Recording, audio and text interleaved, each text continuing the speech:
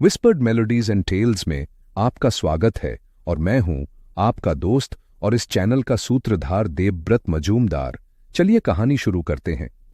ये है बॉम्बे मेरी जान। अध्याय 16, पीला कारवां।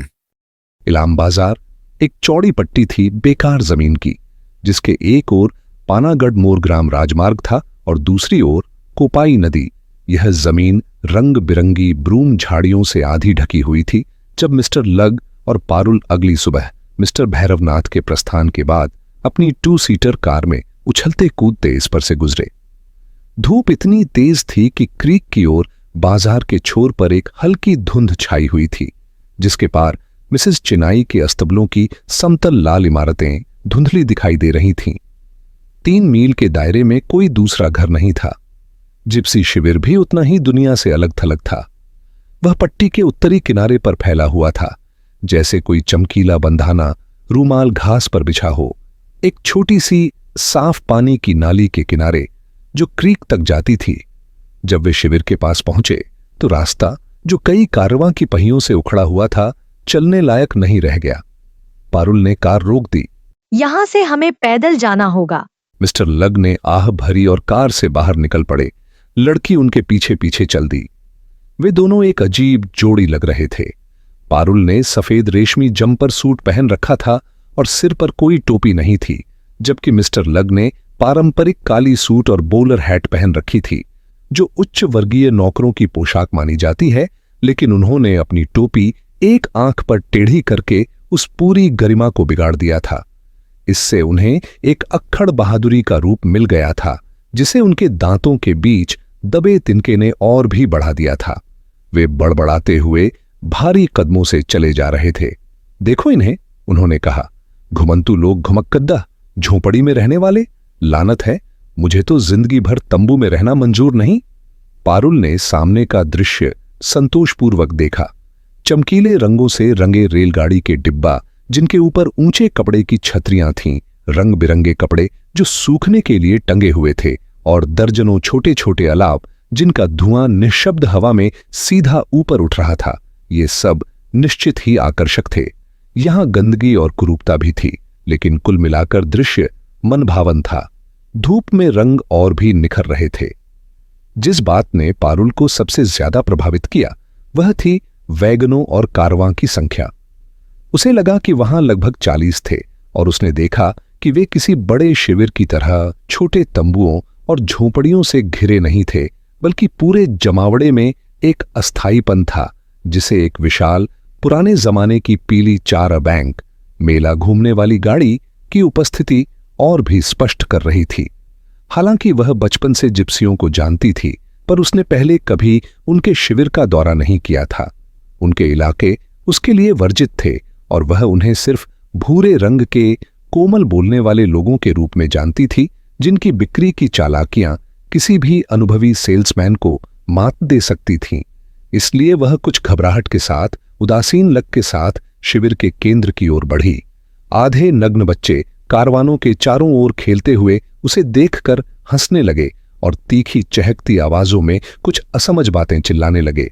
मिस्टर लग बिना ध्यान दिए आगे बढ़ते रहे। एक सांवला नौजवान एक वैगन के आधे दरवाजे पर झुका खड़ा था। उसकी शानदार भुजाएं और छाती उसकी लाल और सफेद प्रिंट शर्ट के खिलाफ तांबे की तरह चमक रही थीं। उसने लग को देखा और झोर का ठहाका लगाया, जिससे आधा कबीला इकट्ठा हो गया।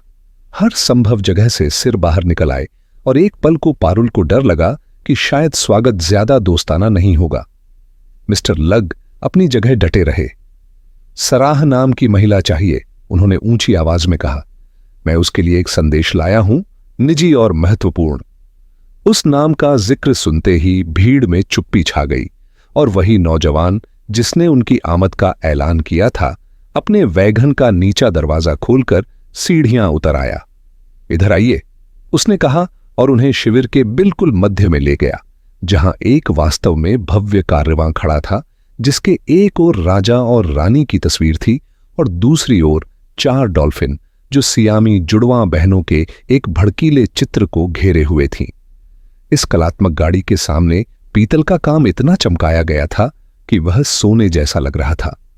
इससे बना एक छोटा सा बालकनी नुमा मंच वैगन के आगे था, जिसके पीछे चालक की सीट पर एक अत्यंत मोटी बूढ़ी महिला बैठी थी। उसके सिर पर हरे और पीले सूती स्कार्फ बंधा था और उसके विशाल शरीर पर एक बड़ी सी प्रिंट ओवरओनेल ढकी थी। वह मुस्कुरा रही थी और उसकी तेज काली आंखें आगंतुकों को एक शाही मजाक के भाव से देख रही थीं। उनके मार्गदर्शक ने उस बूढ़ी महिला से कुछ अजीब सी बैक स्लैंग भाषा में बातें की जो पारुल की समझ से बाहर थीं। बूढ़ी औरत की मुस्कान और चौड़ी हो गई। आइए मैडम, उसने कहा और रंग बिरंगी सीढ़ियों की ओर इशारा किया जो वैगन के अंधेरे भीतर की ओर जाती थीं। जैसे ही उसने हाथ बढ़ाया, धूप उसके हाथ में पहने छल्लों पर पड़ी और असली रत्नों की चमक ने गर्मी में चकाचौंध पैदा कर दी। पारुल सीढ़ियां चढ़कर ऊपर गई और उस बूढ़ी औरत के सामने वाली सीट पर बैठ गई, जबकि मिस्टर लग उसके पीछे धीरे धीरे ऊपर चढ़े और सीढ़ियों के सबसे ऊपर वाले पायदान पर बड़ी सतर्कता से जम गए। भीड़ अब भी उत्सुकता से इधर उधर मंडरा रही थी। पारुल को भूरे रंग के व्यंग्यात्मक चेहरे और तीखी चहकती आवाजें सुनाई दे रही थीं, जिनका मतलब वह बिल्कुल नहीं समझ पाई। वह भयंकर बुजुर्ग महिला, जो शायद मिसेज सारा थीं, भीड़ की ओर मुड़ी। उनकी मुस्कान अब गायब थी। कुछ जहरीली बातें उन्होंने कहीं, जिनका अर्थ पारुल सिर्फ अनुमान से लगा सकी, लेकिन उन बातों ने भीड़ को वैसे ही भगा दिया जैसे कोई बच्चों को डांट कर भगाता है। एक रानी जैसी सहजता के साथ मिसेज सारा फिर से अपने मेहमानों की ओर मुड़ी। किसने भेजा तुम्हें मैडम? उन्होंने अपनी फुसफुसाती हुई ममता भरी सोसाइटी वाली आवाज में पूछा। मिस्टर लग ने लाल रेशमी थैली निकाली और पारुल को दी, जिसने उसे आगे बूढ़ी महिला को सौंप दिया। मोटे भूरे हाथों ने उसे झपट लिया और लंबी काली नाखूनों वाली उंगलियों से मिसेज सारा ने थैली के मुंह पर बंधी डोरी को झटके से खींचा। अगले ही पल थैली की चीजें उनके हाथ में थीं। पारुल ने उत्सुकता से देखा। वह एक पुराने जमाने की बालों से बनी अंगूठी थी, जिसमें अनगिनत महीन चोटियां बेहद बारीकी से गूंथी हुई थीं। उसने उसे ऊपर उठाया और हंस दी। अरिंदम, उसने स्पष्ट आनंद से कहा। चिंता मत करो मैडम, सारा जानती है। कल? उन्होंने धीरे धीरे आगे कहा। हाँ, उसने परसों कहा था। ठीक है, हम तैयार रहेंगे। अलविदा मैडम। पारुल, जो पहले ही काफी चकित थी, और भी हैरान हो गई। अरिंदम? उसने पूछा। मिस्टर लग ने उसे कुहनी मारी। इनमें से एक नाम है उसका, उन्होंने गंभीरता से कहा। चलो अब, अदालत स्थगित हो गई। वह सही थे। बूढ़ी महिला मुस्कुराई और सिर हिलाया, लेकिन और कुछ कहने की इच्छा नहीं जताई। पारुल को महसूस हुआ जैसे मेजबान को कोई ऐसी जानकारी मिल गई थी जिसका वह इंतजार कर रही थी। लेकिन जैसे ही पारुल सीढ़ियां उतरने लगी, वह सौम्य बूढ़ी देवी झुककर बोली। तुम्हारा चेहरा बहुत भाग्यशाली है मेरी बच्ची। तुम्हें अच्छा पति मिलेगा, लेकिन अरिंदम नहीं मिलेगा। इस अप्रत्याशित भविष्यवाणी से बहुत चौंक कर पारुल ने उसकी ओर मुस्कुराकर देखा और लग के पीछे चल दी, जो अपनी गरिमा बनाए रखने की भरपूर कोशिश करते हुए कार की ओर बढ़ रहा था। इन जिप्सियों के बीच वो खुद को अरिंदम कहलाता है, उसने कहा। अजीब सी औरत थी, है ना? उसके ग्रॉइनिज देखे, अंगूठियां, मेरा मतलब है करीब 1000 पाउंड की होंगी सब मिलाकर। मेरा अंदाज है हम जैसे मूर्खों से ही बनवाई हैं उसने ये सब। एक ने तो मेरी भी किस्मत बताई थी कभी। समंदर पार एक यात्रा होगी, कहां था? 1 महीने के अंदर मैं आर्थर रोड जेल बॉम्बे में था। पारुल उसकी बातों में ध्यान नहीं दे रही थी। लेकिन इसका मतलब क्या है? उसने इन्हें क्या करने के लिए कहा है? मिस्टर लग ने नाटकीय ढंग से निराशा दिखाई। पुराने यार दोस्त हैं उसके, उसने कहा। कभी कभी उनके साथ निकल जाता है। मुझे नहीं ले जाता, मुझे घर पर छोड़ देता है वो जैकडॉ, पंछी की देखभाल के लिए। ऐसा ही आदमी है वो। तुम्हें सच्चाई का सामना करना होगा। मुझे लगता है हम किसी बड़ी मुसीबत की ओर बढ़ रहे हैं। तब तक वे कार तक पहुंच चुके थे और पारुल ने कोई उत्तर नहीं दिया। लेकिन जब वह ड्राइवर की सीट पर चढ़ने ही वाली थी, एक और कारवां उनके पास से शिविर की ओर बढ़ता हुआ निकल गया। उसने बाजार के उस ओर देखा जहां अस्तबल दूर दूर तक दिखाई दे रहे थे। एक पल के लिए उसकी आंखों में समझ की एक झलक उभरी, लेकिन उसने अपने विचार लग से साझा नहीं किए। वे संकरी घुमावदार गलियों से होते हुए सैंक्चुअरी लौटने लगे। अरे, ये कहां आ गए हम? मिस्टर लग ने लगभग 17 तीखे मोड़ काटने के बाद कहा। ये तो कोई धत्तकर्मी भूल भुलैया लग रही है। पारुल, जो अब उसकी मासूम बकबक की आदी हो चुकी थी, मुस्कुराई। हाँ, सड़क से आने में लंबा रास्ता है, मुझे पता है। खेतों के पार तो ये सिर्फ 5 मील है। ये सड़क उस जमाने की है जब अमीर जमींदारों की जमीन से बचकर चलना पड़ता था। जब वे टाई हॉल के पास से गुजरे तो मानसी और प्रोफेसर गेट पर खड़े थे। उन्होंने हाथ हिलाया और पारुल ने कार रोकी और बाहर निकल गई। सुनो, तुम कार को टॉवर तक ले जाओ, मैं पैदल घर जाऊंगी। थोड़ा बड़बड़ाते हुए भी मिस्टर लग ने आज्ञा का पालन किया और पारुल धूल भरी सफेद सड़क पर वापस चल पड़ी, जहां उसके दोस्त उसका इंतजार कर रहे थे। हम डाक का इंतजार कर रहे हैं। तुम्हारा वह मजेदार छोटा दोस्त आज सुबह कहाँ है? भगवान ही जानता है। वह कल रात चला गया, एक चिट्ठी छोड़कर कि वह किसी से मिलने जा रहा है। मुझे लगता है उसे कुछ पता है। प्रोफेसर अपनी पतली भूरी उंगलियों से अपनी छोटी करीनेदार दाढ़ी सहलाते हुए बोले। क्या बस यही लिखा था? उन्होंने पूछा। मुझे तो ये बात कुछ अजीब सी लगती है। ऐसे समय पर चले जाना उसकी आदत नहीं है। मुझे लगता है वह कुछ करने में लगा है। पारुल ने किसी भी गलतफहमी को दूर करने की कोशिश करते हुए कहा। उसने हमें एक बहुत ही अजीब सा काम सौंपा था, वहीं से हम आ रहे हैं। हमने एक लाल रेशमी थैली एक बूढ़ी महिला को दी, जो प्रोफेसर आपकी बैठक में रखी होते की मूर्ति जैसी दिखती थी, रंग बिरंगे कपड़ों में लिपटी हुई। शायद वह किसी तरह की जिप्सी क्वीन थी। इलाम बाजार पर उनका पूरा काफिला डेरा डाले हुए है। प्रोफेसर की गोल भूरी आंखें जरा चौड़ी हो गईं। ओह, ये तो बड़ी विचित्र बात है, उन्होंने कहा और फिर गहरी सोच में डूब गए। उसे तो जैसे सब कुछ समझ आ गया था, कम से कम मुझसे तो ज्यादा। और उसने कुछ कल की बात कही, जैसे उसने कोई वादा किया हो या समय तय किया हो। वह वाकई एक असाधारण व्यक्ति है, तुम जानती हो। मानसी ने सहमति में मुंह खोला ही था कि उसकी बात एक आकस्मिक दृश्य ने रोक दी। सामने के खेत के फाटक से एक आकृति झुकी खड़ी थी, जो सीधे टाई हॉल ड्राइव के सामने की ऊंची बाढ़ के पार दिखाई दी। मानसी के मुंह से एक चौंकाने वाली पुकार निकली और तीनों एक साथ उस बिखरे हुए अस्त व्यस्त व्यक्ति की ओर मुड़ गए, जो सहारा लेने के लिए फाटक के सबसे ऊपरी पट्टे को थामे हुए था। प्रतीक भाई। मानसी सड़क पार दौड़ी, बाकी दोनों उसके पीछे। युवक मृत प्रायः सफेद था। वह बीमार लग रहा था और जैसे ही वह उनकी ओर बढ़ा, वह लड़खड़ाने लगा। प्रोफेसर ने फाटक खोल दिया और उसका हाथ अपने कंधे पर चढ़ाकर आधा सहारा देते, आधा घसीटते हुए उसे सड़क पार कर घर के रास्ते की ओर ले गए। अब उससे बात मत करो गर्ल्स, प्रोफेसर ने सख्ती से कहा, सारे सवालों को शांत करते हुए। मुझे तो यह बहुत गंभीर लग रहा है। मानसी, जल्दी घर भागकर ब्रांडी और बर्फ वाला पानी लाओ। पारुल मेरी प्यारी, उसका दूसरा हाथ थाम लो। मैं ठीक हूं, प्रतीक भाई ने कमजोर आवाज में कहा। मुझे लगता है किसी ने नशीली चीज दी थी। अभी अभी होश में आया हूं, तुम्हारी बातें सुनी और लड़खड़ाते हुए बाहर निकल आया। मैं मूर्ख हूं बस। रुको, अभी बात मत करो, प्रोफेसर ने सलाह दी, जैसे ही वे उसे लॉन की तरफ के दरवाजे से अंदर ले गए। हाँ ठीक है, उन्होंने उत्साहित नौकरानी से कहा जो सामने आई थी। मिसेस पारिक को परेशान मत करना, नौजवान मिस्टर पटेल थोड़े अस्वस्थ हो गए हैं बस। लड़की यस सर कहते हुए चौंक कर चली गई और प्रोफेसर ने प्रतीक भाई को पुस्तकालय में पहुंचा दिया, जहां मानसी पहले से ब्रांडी और पानी लिए इंतजार कर रही थी। अब प्रतीक भाई चुप नहीं रहा। मैंने खुद ही बुलाया था और उन्होंने मुझे पकड़ लिया, वह बोला, जैसे ही वह गहरी कुर्सी में डूबते हुए बैठा। हे भगवान, मेरे सिर में तो जैसे 50 शैंपेन डिनर चल रहे हों।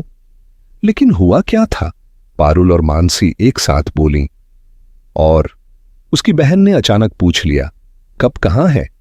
प्रतीक भाई की मध्यम आंखों में एक पल के लिए सख्ती आई और वह जैसे ही यादों में डूबा उठने की कोशिश करने लगा, लेकिन अगले ही पल फिर से ढह गया।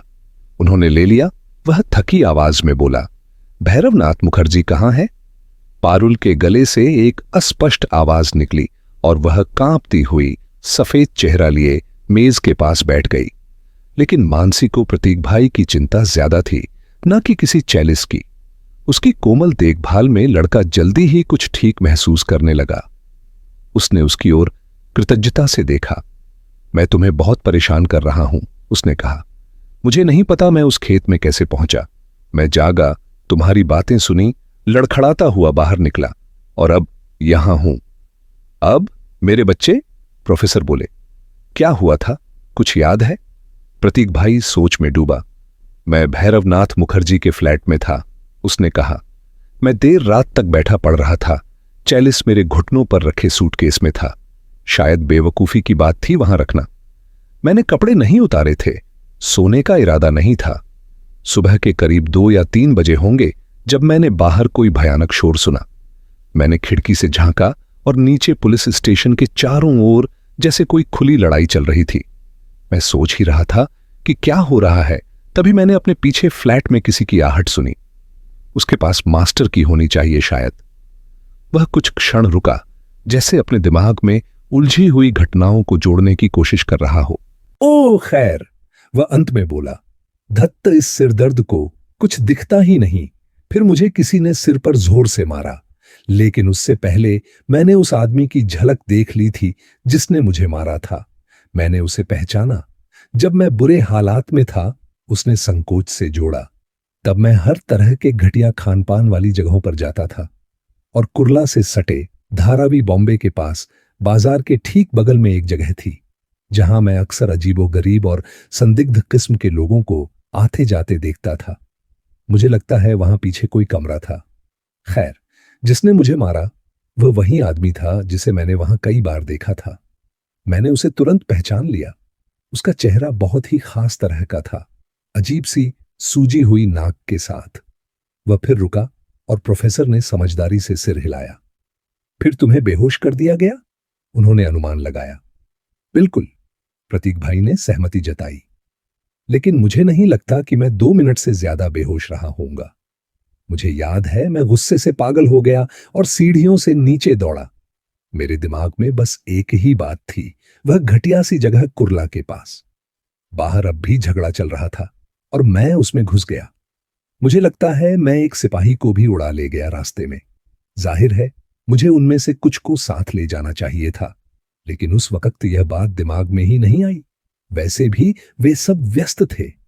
और जब तुम पार्क स्ट्रीट पहुंचे, मानसी ने पूछा, जो इस रोमांचक विवरण को आंखें फाड़कर सुन रही थी।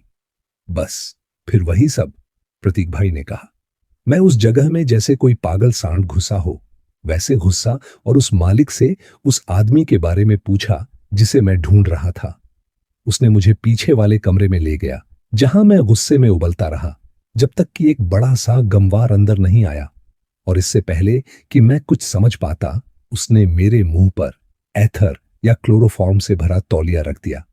बस उसके बाद मुझे कुछ याद नहीं, जब तक मैं खुद को इस खेत की झाड़ी में बैठे नहीं पाया, एक अधमरे जैसी हालत में। एक बात बताओ, उसने अचानक जोड़ा, आज कौन सी तारीख है? मेरा मतलब, कल तुम्हारी 25वीं सालगिरह है, प्रोफेसर ने कहा। तुम्हें देखकर लगता है कि तुम सुबह से उसी झाड़ी में पड़े हो। शुक्र है मौसम सूखा है। मैं वहां पहुंचा कैसे? प्रतीक भाई ने भ्रम में कहा। मैं तो तुम्हें बता रहा हूं, मैं कल रात पार्क मार्केट की एक गंदी सी जगह में बेहोश था। नहीं, वह कल रात नहीं हो सकती, उससे पहले की रात रही होगी। मुझे लगता है उन्होंने कुछ इंजेक्शन दिया होगा। क्लोरोफॉर्म से तो मैं इतना लंबा नहीं सोया रह सकता। अच्छा सुनो, भैरवनाथ मुखर्जी कहाँ है? मुझे उसे बताना है। हालांकि, उसने निराशा से जोड़ा, अब तक तो पुलिस से सब कुछ पता चल ही गया होगा। भैरवनाथ मुखर्जी चला गया और हम कब भी खो चुके हैं। लेकिन अब बात समझ में आती है। कल पूरे दिन कोई भैरवनाथ मुखर्जी को फोन करता रहा। मैं उस समय बिस्तर पर थी, लेकिन मैरी ने सुबह बताया। शायद इसलिए वह चला गया। वह पापा या मुझमें से किसी को डराना नहीं चाहता था, शायद। उसी समय मिसेज पारिक आ गईं, जो दरवाजे से झांक रही थीं। मानसी के पापा डियर, डाकिया आया है। वह स्पेशल मेल है जिसके लिए पैसे देने हैं, और मैं सोच रही थी कि क्या पारुल, तुम्हें भी अपने पत्र चाहिए होंगे मेरी प्यारी। अगर तुम आ जाओ तो वह तुम्हें दे देगा। अरे बाप रे। उन्होंने कमरे में आते हुए जोड़ा। उनकी मातृत्व भावना जाग उठी थी। तुम तो बहुत बीमार लग रहे हो मिस्टर पटेल, मैं तुम्हारे लिए कुछ कर सकती हूँ क्या? पारुल लगभग यंत्रवत प्रोफेसर के साथ बाहर चली गई। उसका दिमाग इस नए और अंतिम लगने वाले घटनाक्रम से पूरी तरह उलझ चुका था। आखिर किसी को यह समझ क्यों नहीं आता कि कब जा चुका है। डाकिया लाल चेहरा लिए, पसीने में भीगा एक ईस्ट एंग्लियन सामने के दरवाजे पर अपनी साइकिल पर झुका खड़ा था। आपके लिए 2 चिट्ठियां हैं मिस, उसने प्रोफेसर से लेन देन पूरा करते हुए कहा। आपका भाई कहीं यहीं तो नहीं है ना? उसने उम्मीद भरी नीली आंखों से उसकी ओर देखा। असल में है, पारुल ने कहा, डाकिये के इस सवाल से चौंकते हुए। यह तो बड़ी किस्मत है। टॉवर के नाम बस एक पार्सल है, वही उनके लिए है। अगर आप बुरा न माने मिस। वह आदमी पहले ही अपने साइकिल के कैरियर से बड़ी सी कैनवस थैली खोल चुका था और अगले ही पल उसने एक बड़ा और भारी पार्सल उसके हाथ में थमा दिया। शुक्र है आपको मिल गया, उसने कहा। मुझे तो लगता है यह तय वजन से भी ज्यादा है। शुभ प्रभात मिस। उसने अपनी अजीब टोपी को छुआ और साइकिल पर चढ़ गया। पारुल पार्सल को अपनी बाहों में थामे धीरे धीरे अध्ययन कक्ष की ओर लौटी। जैसे ही वह कमरे में दाखिल हुई, उसके हाथ में पड़े उस पार्सल का वजन और आकार उसे अजीब सी सिहरन देने लगा। उसने सांस रोकते हुए कहा, प्रतीक भाई, इसे खोलो। मुझे लगता है, ओह पता नहीं, खैर खोलो जरूर। उसके स्वर में कुछ ऐसा आदेशात्मक था कि लड़के की रुचि जाग उठी। हे भगवान, ये क्या? वह शुरू ही करने वाला था। ओह, कल मेरा जन्मदिन है। शायद किसी रिश्तेदार की ओर से कोई मूर्खतापूर्ण चीज होगी। फिर भी उसने मानसी के दिए हुए चाकू को ले लिया और रस्सियों को काटते हुए खोल दिया। अंदर एक मजबूत गत्ते का डिब्बा था, जैसा आमतौर पर बड़ी बोतलों को पैक करने के लिए इस्तेमाल होता है। उसकी बहन की उत्तेजना का कुछ अंश जैसे उसे भी छू गया, क्योंकि जब उसने डिब्बे का स्लॉट वाला सिरा खोला तो उसका हाथ जोर से कांप रहा था। अगले ही पल उसने भूसे की एक मोटी तह हटाई और उसके मुंह से आश्चर्य की आवाज निकल गई। प्रोफेसर, मिसेस पारिक और मानसी झुककर देखने लगे और वह बहुत सावधानी से उस लंबा, पतला, सुनहरे रंग का प्याला बाहर निकाल लाया जिसे मिस्टर महेश चंद्र के परदादा ने बनाया था। कप। ओह प्रतीक भाई, सब ठीक हो गया। बाकी 2 महिलाओं के चेहरे उसकी खुशी को झलका रहे थे, लेकिन प्रोफेसर और प्रतीक भाई ने एक दूसरे की ओर देखा। यह कैसे? प्रतीक भाई ने सांस लेते हुए कहा। यह तो अविश्वसनीय है। क्या कोई संदेश है? यह किसने भेजा? घबराहट में की गई खोज से पता चला कि डिब्बे में कोई और चीज नहीं थी और पता बड़े अक्षरों में छपा हुआ था। डाक की मोहर पढ़ी नहीं जा सकी। प्रोफेसर ने गला खंखारते हुए कहा, मुझे लगता है कि मैं यह समझ सकता हूं। उसने पार्सल के बचे हुए टुकड़ों की ओर इशारा करते हुए कहा, लेकिन तुम आज सुबह उस खेत में कैसे पहुंचे, यह मेरी समझ से परे है। तुम्हें वहां किसने रखा और क्यों, इसका कोई तुक नहीं बनता। पारुल, जो पिछले कुछ मिनटों से अपने भाई को एकटक देख रही थी, अचानक अपना हाथ बढ़ाकर बोली, प्रतीक भाई, तुम्हारी बटन होल। स्वाभाविक रूप से लड़के ने अपनी कॉलर की लैपल पर हाथ रखा और जब उसने वहां से एक मुरझाया हुआ जंगली फूल निकाला तो उसके चेहरे पर हैरानी की लहर दौड़ गई। अजीब बात है, उसने कहा। मुझे बिल्कुल याद नहीं कि मैंने इसे यहां लगाया हो। यह तो अभी भी ताजा लग रहा है। पारुल ने वह फूल उससे झपट लिया। वह लगभग चिल्लाई, तुम समझते नहीं कि ये क्या है? उस खेत में जहां तुम उठे थे, ऐसे सैकड़ों फूल हैं। यह सफेद भैरवनाथ है और दुनिया में एक ही इंसान है जो इसके बारे में सोचेगा। सफेद भैरवनाथ या सफेद जंगली फूल कहा जा सकता है। इसका वैज्ञानिक नाम सिलेन लाटिफोलिया है। सफेद भैरवनाथ के प्रमुख विवरण: फूल सफेद रंग के होते हैं। 5 पंखुड़ियां होती हैं जो गहराई से कटी होती हैं। ये फूल अक्सर शाम या रात में खिलते हैं क्योंकि इन्हें कीटों द्वारा रात में परागित किया जाता है। हल्की सुगंध होती है, विशेषकर रात के समय। अन्य नाम: व्हाइट कॉकल, इवनिंग लिचनीज। पारिस्थितिक भूमिका: यह पौधा रात में सक्रिय रहने वाले परागण करने वाले कीटों जैसे पतंगे को आकर्षित करता है। कभी कभी इसे खेतों में जंगली घास या खरपतवार वीड भी माना जाता है। श्री भैरवनाथ मुखर्जी ने उस शाम इलाम बाजार पर ऊंचे झाड़ीनुमा झाड़ियों ब्रोम्बुशेड्स के बीच अपनी कार रोकी और संतोष से हवा को सूंघा। वह सामान्य से भी ज्यादा मूर्खतापूर्ण लग रहे थे और अपनी स्पष्ट चिंता के बावजूद उनमें कुछ ऐसा था जो यह दर्शाता था कि वह खुद से काफी प्रसन्न थे। हालांकि वह दिन भर गाड़ी चला चुके थे, उनके लंबे ढीले ढाले शरीर में थकावट का कोई नामो निशान नहीं था। उन्होंने कार लॉक की, चाबी जेब में डाली और एक पल के लिए बोनट पर हाथ रखे खड़े रहे। अपने घोड़े को डाकू की अंतिम विदाई उन्होंने खाली हवा में कहा और फिर अचानक मुड़कर लचीली घास पर तेजी से चल पड़े। पीछे जिप्सी कैंप की रोशनी धुंधलके में चमक रही थी और एक पल के लिए वह झिझके। उनके आमंत्रण भरे सौहार्द से वह आकर्षित हो उठे थे। हालांकि उन्होंने दृढ़ निश्चय के साथ मुड़कर उन्हें पीठ दिखाई और एक लंबी खिंची सीटी के साथ उन्हें अभिवादन किया, जो आसानी से क्रीक के किसी समुद्री पक्षी की आवाज भी हो सकती थी। उन्होंने रुककर सुना। चारों ओर की बाजार फुसफुसा और सरसराहट कर रही थी। लगभग तुरंत ही उत्तर में 2 मधुर सुरों वाली सीटियां सुनाई दीं, जो सुखद आश्वस्ति लिए हुए थीं। श्री भैरवनाथ मुखर्जी संतुष्ट दिखे और लगभग मस्ती में आगे बढ़ गए। दूसरे जिप्सी कैंप का नक्शा, साथ ही इलाम बाजार पर अस्तबल, जैसा कि वह 2 जुलाई को सैंक्चुअरी के प्रतीक भाई पटेल के 25वें जन्मदिन पर दिखते थे। रहीमतुल्ला चिनोय के अस्तबल मुश्किल से ही दिख रहे थे, धुंधलके में एक गहरे रंग का आयताकार टुकड़ा। उन्होंने दूरी का थोड़ा गलत आकलन किया था और पैदल रास्ता अपेक्षा से लंबा निकला। जब वह अंततः इमारतों के पास पहुंचे तो एक पल के लिए ऊंची दीवार की छाया में खड़े होकर उन्होंने सावधानी से सुना।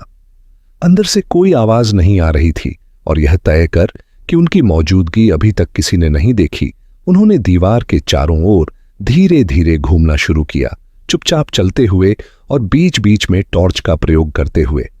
इमारत वैसी ही थी जैसी उन्हें अपेक्षित थी। एक ऊंची लाल दीवार पूरी संपत्ति को घेरे हुए थी, जो एक बड़े आयत के आकार में फैली थी। इसका सिर्फ एक ही हिस्सा उस कच्चे निजी रास्ते से सटा था जिसे वह मुख्य सड़क से बचते हुए आए थे। रास्ते की ओर खुलते बड़े लोहे के दरवाजे बंद थे। उन्होंने सावधानी से झांका और राहत की सांस ली। पूरी जगह अंधेरे में थी। रहवासी घर और बगीचा आयत के पश्चिमी तिहाई हिस्से में था। ठीक सामने एक चौकोर आंगन था, बाईं ओर एक झोंपड़ी और शेष भाग में अस्तबल बने हुए थे। अस्तबल चारों ओर से एक वर्गाकार आंगन में बने थे, 2 मंजिला, बड़े लकड़ी के फाटकों के साथ, और दूसरा प्रवेश द्वार बाजार की ओर खुलता था, जो क्रीक के समकोण पर स्थित था। ड्राइव एक सौम्य मोड़ से होते हुए घर के मुख्य द्वार से अस्तबल यार्ड के लकड़ी के फाटकों तक जाता था। अंधेरे में अकेले खड़े श्री भैरवनाथ मुखर्जी अचानक बहुत सतर्क हो गए। उन्हें लगा कि घर के भीतर कहीं से आवाजों की धीमी गूंज आ रही है।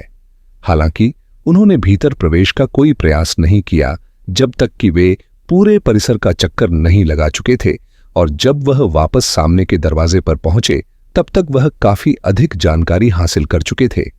यह जगह बुरी हालत में थी। नमकीन हवा के प्रभाव से कई ईंटें बुरी तरह झड़ने लगी थीं।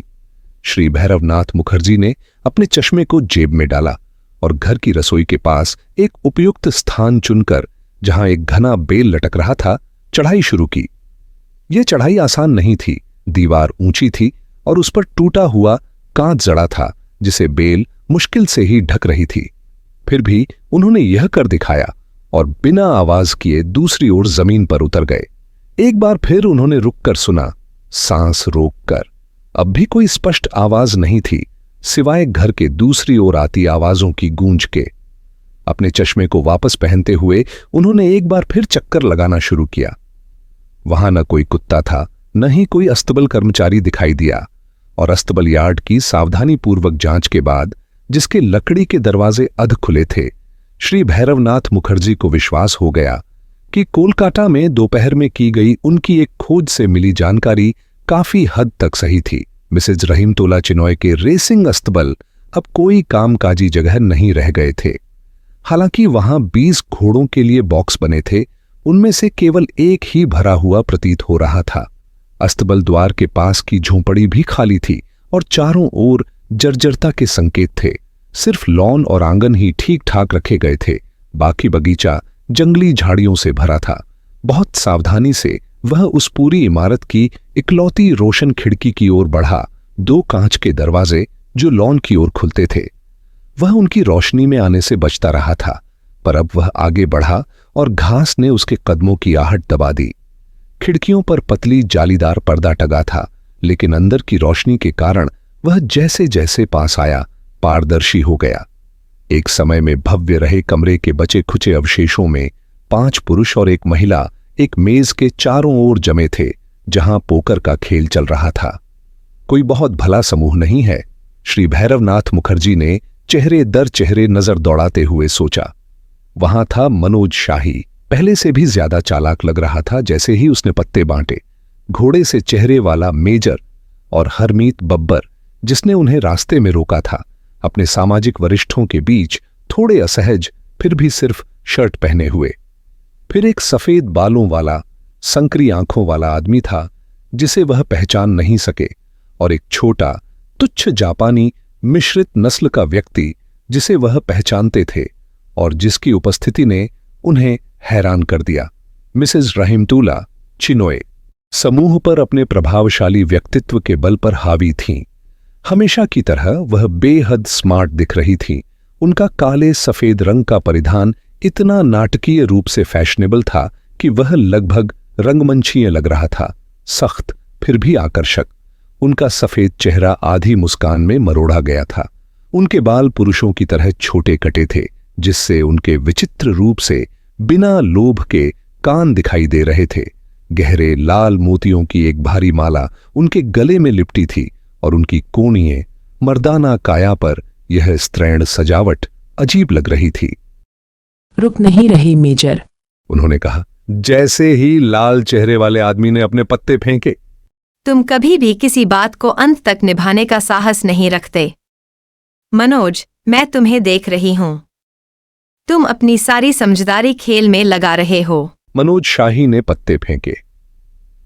मुझे आश्चर्य है कि किसी ने तुम्हारा गला नहीं घोंटा, रहीमतोला, उसने कहा। आवाज में नाराजगी से ज्यादा प्रशंसा थी। मिसेज रहीमतोला चिनॉय निस्संकोच थीं। मेरे पति ने कोशिश की थी। तुमने पहले ही उसे निपटा दिया होगा, मेजर हंसते हुए बोला। महिला ने अपनी विशिष्ट उद्दंड नजर से उसे घूरा। वह कहा करता था कि व्हिस्की में दम नहीं है। मुझे अक्सर लगता है वो मेथिलेटेड स्पिरिट्स जो हम उसमें मिलाया करते थे, वही उसे मार गई। मेथिलेटेड स्पिरिट्स का अर्थ है डीनेचर्ड अल्कोहल। यह एक प्रकार का शुद्ध अल्कोहल, इथेनॉल, होता है जिसे पीने योग्य न बनाया जाए, इसलिए इसमें कुछ हानिकारक या कड़वे पदार्थ मिलाए जाते हैं, जैसे मेथनॉल, मेथनॉल, पायरिडीन, पिरिडाइन। यह पीने के लिए नहीं होता।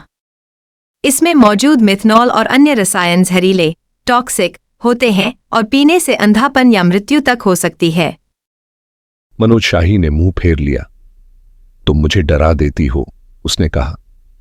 तुम जिस अंदाज में बातें करती हो, मैं सोचता हूं कि तुम ब्लैकिंग से नहीं डरती। मिसेज रहीमतोला चिनॉय हंसी। मैं देखना चाहूंगी वो मर्द जो मुझे ब्लैकमेल करने की हिम्मत रखे। 5 बना दो, टोनी। कोई ब्लैकिंग नहीं, दूसरी ओर से हरमीत बब्बर ने कहा, लेकिन हम अपना हिस्सा जरूर पाएंगे। तुम्हें सिर्फ हिस्सा नहीं, उससे ज्यादा मिलेगा। लिमिट बना दो, टोनी। नहीं रुक रहे? धन्यवाद, मेरी। उन्होंने अपने पत्ते फेंके ही थे कि श्री भैरवनाथ मुखर्जी ने खिड़की पर दस्तक दी। धीमी सी आवाज से सब चौंक गए, सिवाय मिसेज रहीमतुल्ला चिनॉय के, जिन्होंने शायद ही अपने पत्तों से नजर हटाई हो। वो खिड़की खोलो, हरमीत, कोई उस पर खरोंच रहा है। बड़ा आदमी सावधानी से आगे बढ़ा, कुंडी उठाई और आधा दरवाजा झटके से खोल दिया, खुद को फुर्ती से एक ओर हटाते हुए। श्री भैरवनाथ मुखर्जी पीले पड़े हुए, मुस्कुराते और बेहद मूर्खता से दिखाई दिए। सुसंध्या सभी को उन्होंने कमरे में आते हुए कहा, कोई एस्कॉर्ट गोल्ड कप के लिए बढ़िया टिप बताएगा? हरमीत बब्बर उनके पीछे से निकलकर अंधेरे में गया और कुछ ही पल में लौट आया। ये अकेला है, उसने कहा और वापस आकर खिड़की को लॉक कर दिया। इस जानकारी से, जो क्षण भर के लिए समूह को असमंजस में डाल चुकी थी, अब वातावरण लगभग हंसी ठिठोली में बदल गया। मनोज शाही हंसने लगा। बिल्कुल अकेला, उसने कहा। कितना प्यारा और भरोसेमंद। हम तो रहीमतुल्ला से कह रहे थे कि तुम्हें यहां बुला लेना चाहिए, थोड़ा चैन से विश्राम करने, जब तक मजा खत्म न हो जाए। और लो, तुम खुद ही आ गए। सावधान रहो, शायद बाहर पुलिस से भरी गाड़ी हो, उस आधे जापानी ने घबराकर कहा। मनोज शाही उसकी ओर मुड़ा। चुप रहो हायातो, उसने तीखे स्वर में कहा। कितनी बार कहा है कि इस धंधे में पुलिस नहीं है। क्या सोचते हो वो तुम्हें जिंदा होने के जुर्म में पकड़ेंगे? अच्छा, वो तो मैं समझ सकता हूं, श्री भैरवनाथ मुखर्जी ने विनम्रता से कहा। फिर भी सबकी अपनी अपनी पसंद होती है ना मिसेस चिनाई? मिसेज रहीमतुल्ला चिनॉय ने उनकी ओर देखने की जहमत भी नहीं उठाई। उन्होंने पत्ते दोबारा मिलाते हुए कहा, तुम यहाँ क्या करने आए हो? मुझे लगता है मैं तुम्हें जानती नहीं। अरे वाह, क्या बात कर रही हैं? श्री भैरवनाथ मुखर्जी बोले। हम प्रिय विक्कर के यहां मिले थे, याद कीजिए। मैं बिस्किट पास कर रहा था, आपने 2 लिए थे, फिर हम दोनों हंस पड़े थे, जोर से। मिसेज रहीमतुल्ला चिनॉय ने अपनी आंखें उठाईं और ठंडे स्वर में उसे देखा। तुम पहले से भी ज्यादा मूर्ख लग रहे हो, जितना मैंने शुरुआत में समझा था। तुम यहाँ कर क्या रहे हो? उनकी भारी दमदार आवाज ताश की मेज पार करते हुए उस पर गूंज पड़ी। औपचारिक भेंट देने आया हूं, श्री भैरवनाथ मुखर्जी ने दृढ़ता से कहा। यह तो सबसे मंदबुद्धि व्यक्ति को भी स्पष्ट हो जाना चाहिए। मनोज, इस प्राणी को बाहर निकालो। कभी नहीं, मनोज शाही ने उत्साह से कहा। रहीमतुल्ला तुम्हें कम आंक रही है भैरवनाथ मुखर्जी। अब मैं खुद को पहले से ज्यादा सुरक्षित महसूस कर रहा हूं कि तुम अगले कुछ दिन हमारे मेहमान हो। कोई बंदूक है तुम्हारे पास? नहीं, श्री भैरवनाथ मुखर्जी बोले। मुझे हथियार पसंद नहीं। मेरी राय में तो मटर गोलियां भी खतरनाक होती हैं। मजाक मत करो, मेरी बंदूक तुम्हारी तरफ तनी हुई है। श्री भैरवनाथ मुखर्जी ने कंधे उचकाए और हरमीत की ओर मुड़े। अपना काम करो, उन्होंने कहा, हाथ ऊपर उठाते हुए। मुझे पेशेवरों को काम करते देखना बहुत पसंद है। चुप रहो, पिकपॉकेट ने असहज होकर कहा। फिर भी उसने श्री भैरवनाथ मुखर्जी की बात मानी और कुछ ही पल बाद सिर हिलाते हुए पीछे हट गया। मनोज शाही का मनोरंजन और बढ़ गया। ये तो बड़ा दोस्ताना हो गया, वह बोला। तुम कर क्या रहे हो? तुमने जिंदगी में बहुत सन की हरकतें की हैं, लेकिन अब तो हद ही पार कर दी है। ये सब क्यों? इससे होशियार रहो, हायातो नामक व्यक्ति ने कहा। यह बिल्कुल सांप की तरह फिसलनदार है। जरूर कुछ न कुछ छुपा रखा है इसने।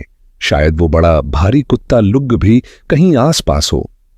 लिख लो, उस पर दस्तखत करो, हमारे मुख्य कार्यालय भेज दो और हम तुम्हें एक शानदार फाउंटेन पेन बिल्कुल मुफ्त में देंगे, श्री भैरवनाथ मुखर्जी बोले। हर गवाही, चाहे कितनी ही मामूली क्यों न हो, दर्ज की जाती है और किसी भी समय प्रदर्शित की जा सकती है। मिसेज रहीमतुल्ला चिनॉय ने ताश के पत्तों को करीने से समेटा और कुर्सी घुमाकर फिर से अपने आगंतुक को देखा। तुम यहाँ क्यों आए हो, नौजवान? अब तुम बोर करने लगे हो। बस जरा रुकिए, श्री भैरवनाथ मुखर्जी बोले। जब मेरा व्यक्तित्व सामने आएगा तब देखिएगा।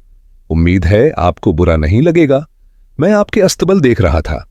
एक बात मेरी समझ में नहीं आई, इतने सारे बॉक्स लेकिन सिर्फ एक घोड़े का। मुझे लगा वो सुंदर प्राणी रोज किसी नए घर में रहता होगा, जैसे एलिस इन वंडरलैंड की पागल चाय पार्टी। महिला के चेहरे पर कोई बदलाव नहीं आया, लेकिन उनके मजबूत हड्डीदार हाथों ने ताश से खेलना बंद कर दिया। शायद तुम्हें यहाँ 1-2 दिन ठहर ही जाना चाहिए। उसे किसी बॉक्स में बंद कर दो मनोज, और फिर खुदा के लिए खेल पर ध्यान दो। पहले देख लें कि ये वाकई अकेला है या नहीं, मनोज शाही बोला। मुझे हैरानी नहीं होगी अगर ये अकेला निकले। इसकी घमंड तो किसी भी हद तक जा सकती है। अगर तुम बाहर किसी को पाओगे तो उसका मुझसे कोई लेना देना नहीं, श्री भैरवनाथ मुखर्जी ने कहा। किसी भी दूसरी संस्था से कोई संबंध नहीं। नहीं, जैसा कि मैंने पहले कहा, मैं एकदम सामान्य औपचारिक मुलाकात पर आया हूं। एक हनीस कलबेल या मधुसूदनी के सहारे दीवार फांदी, ऊपर चढ़ा, नीचे उतरा, बिल्कुल अकेले। हायातो भी इससे अच्छा नहीं कर सकता था। वैसे, उन्होंने हायातो की ओर मुड़ते हुए कहा, ईमानदारी से कहूं तो मैं समझ नहीं पा रहा कि एक कैट बर्गलर इस मामले में कर क्या रहा है। तुम्हें समझने की जरूरत नहीं, मनोज शाही ने झट से कहा। हमें लेकर मत सोचो, अपनी खाल बचाओ। हरमीत, तुम और मेजर बाहर का मुआयना करो। बिल्कुल सही, श्री भैरवनाथ मुखर्जी बोले, और सीटी बजाते रहना ताकि हमें पता चले कि तुम ही हो। इसी बीच शायद मैं आपको कुछ ताश के करतब दिखा सकता हूं। उन्होंने मेज पर रखे पत्तों को ललक भरी नजर से देखा। या फिर तुम्हारा भविष्य बता सकता हूं, मिसेस चिनाई। तुम्हारा चेहरा भाग्यशाली लग रहा है। सबको आश्चर्यचकित करते हुए मिसेज रहीमतुल्ला चिनोई ने पत्तों की गड्डी उनकी ओर फेंक दी। श्री भैरवनाथ मुखर्जी ने उन्हें उठाया और बड़े गंभीरता से फेंटने लगे। 3 बार मेरी ओर काटो और मन में कुछ इच्छा करो, उन्होंने कहा। उनकी हल्की आंखों में मासूमियत थी और चेहरे पर बाल सुलभ सरलता। मिसेज रहीमतुल्ला चिनोई ने ताश काटे। उनके छोटे पतले होंठों पर एक आधी हंसी और आधी उपहास की मुस्कान बनी रही। श्री भैरवनाथ मुखर्जी गंभीर मुद्रा में ताश जमाने लगे। मैं देख रहा हूं तुम्हारे चारों ओर बहुत से धूर्त लोग हैं, उन्होंने प्रसन्नता से कहा। एक मोटा भी है, उन्होंने जोड़ा, मेजर की जाती हुई पीठ की ओर देखते हुए। मनोज शाही हंस पड़ा। तुम बड़े ठंडे मिजाज के हो, उसने कहा। आवाज में थोड़ी सी प्रशंसा थी। जारी रखो, मुझे एक बड़ी समझदारी दिखाई दे रही है, श्री भैरवनाथ मुखर्जी बोले, एक एक करके ताश बिछाते हुए। और बहुत सी मुसीबतें। अरे बाप रे बाप रे बाप रे, सभी काले पत्ते हैं। लगता है किसी के लिए फांसी तक का मामला बन रहा है। चुप रहो, मनोज शाही ने कहा, हाथ बढ़ाते हुए मानो ताश की गड्डी को मेज से झाड़ फेंकना चाहता हो। ये वक्त काटने के लिए खेल रहा है या कुछ और चल रहा है? श्श, श्री भैरवनाथ मुखर्जी बोले, इस बार तो मेरी हथेली पर चांदी चढ़ेगी, कम से कम उम्मीद है। अब देखिए, यहां एक पूरी की पूरी रकम दिखाई दे रही है, यूं कहें तो खजाना। आह, पर इन दौलत की चीजों में मत बहकिए मैडम। देखिए, अब किस्मत का पत्ता आ रहा है, बहुत पास है, बट बिल्कुल छू नहीं रहा। बीच में एक गोरा नौजवान है, उससे सावधान रहिए, मिसेज रहीमतुल्ला चिनोई। वह यूं ही बोलता रहा, मानो आसपास की किसी बात की कोई सुध न हो। एक बूढ़ी औरत और उसका बेटा है। अगर आपने ध्यान न दिया तो वही पूरा खेल उजागर कर देंगे। एक मूर्ख बूढ़ी औरत और उससे भी मूर्ख बेटा। आपको उसका जवाब देना पड़ेगा, उसने कहा, और उसी वक्त दोनों तलाशी लेने वाले लोग लौट आए। सारे गेट बंद हैं, बाजार में एक भी आदमी नहीं। ये अकेला है, मेजर बोला। अब इसे ले चलें? बाधा मत डालो, श्री भैरवनाथ मुखर्जी ने ताड़ना देते हुए कहा। यह सज्जन दूसरी दृष्टि से पीड़ित है और जब तक झोंक खत्म न हो जाए इन्हें परेशान नहीं करना चाहिए। अब देखूं जरा। वे कुछ क्षणों तक मेज पर फैले ताश के पत्तों को देखते रहे जो उन्होंने अर्धवृत्त के आकार में सजाए थे। उनका एक सिरा मिसेज रहीमतुल्ला चिनोई की ओर था और दूसरा उनके हाथ के नीचे। ओह हां, उन्होंने अंततः कहा, मानो कोई नया विचार सूझा हो। और फिर यात्राएं भी हैं। उन्होंने मेज पर झुककर एक अकेला पत्ता औरत के सामने बाकी पत्तों से कुछ दूरी पर रखा, इस तरह कि पूरा पैटर्न एक अनगढ़ प्रश्न चिन्ह जैसा लगने लगा। मुझे एक लंबी यात्रा दिख रही है, उन्होंने टिप्पणी की। हां, बिल्कुल स्पष्ट रूप से आप लंबा रास्ता तय करेंगी। और फिर जब वह मेज को घूर रही थीं, उन्होंने पत्तों को लापरवाही से एक ओर सरका दिया और खड़े हो गए। सत्र समाप्त हुआ, उन्होंने घोषणा की। और किसी को सूचना केंद्र से जानकारी चाहिए क्या? मनोज शाही, आओ, तुम्हारा अतीत बताऊं। मेजर की ओर से आई एक जोरदार हंसी को उस सज्जन की एक क्रोधित दृष्टि ने तुरंत दबा दिया जिससे वह संबोधित था। अब बहुत हो गया, मनोज शाही ने कहा। रहीमतुल्ला, इसे कहां डालूं? ऊपरी मंजिल पर? मुझे तो लग रहा है कि ये खुद ही मांग रहा है कि कुछ हो जाए। हयातो ने कहा। क्यों ना इसे कान पकड़ के बाहर फेंक दें? मिसेज रहीमतुल्ला छिनोई ने ही अंतिम फैसला सुनाया।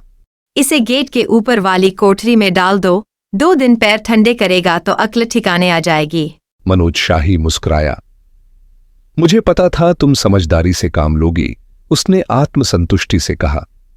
उसने भैरवनाथ मुखर्जी के कंधे पर हाथ रखा और उसे दरवाजे की ओर झटका। हरमीत बब्बर ने उसका दूसरा हाथ थाम लिया। इस तरह पूरी तरह बेइज्जती के साथ श्री भैरवनाथ मुखर्जी को उन्हीं अस्तबलों की ओर ले जाया गया जिन्हें वह थोड़ी देर पहले जांच चुके थे। हालांकि उन्होंने पूरे रास्ते विरोध किया, लेकिन यह दर्ज करना उचित होगा कि कुल मिलाकर वे अंदर से काफी संतुष्ट थे। नमस्ते प्यारे दोस्तों, स्वागत है विस्पर्ड मेलोडीज एंड टेल्स में, जहां संगीत और कहानियां एक नई जिंदगी पाती हैं। अगर आपको दिल को छू लेने वाले गीत और मनमोहक कहानियां पसंद हैं तो आप बिल्कुल सही जगह पर हैं। तो जल्दी से सब्सक्राइब बटन दबाएं और बेल आइकन को टैप करें ताकि हर नया गाना और कहानी आप तक सबसे पहले पहुंचे। अगर आपको ये पसंद आया हो तो लाइक बटन दबाना ना भूलें।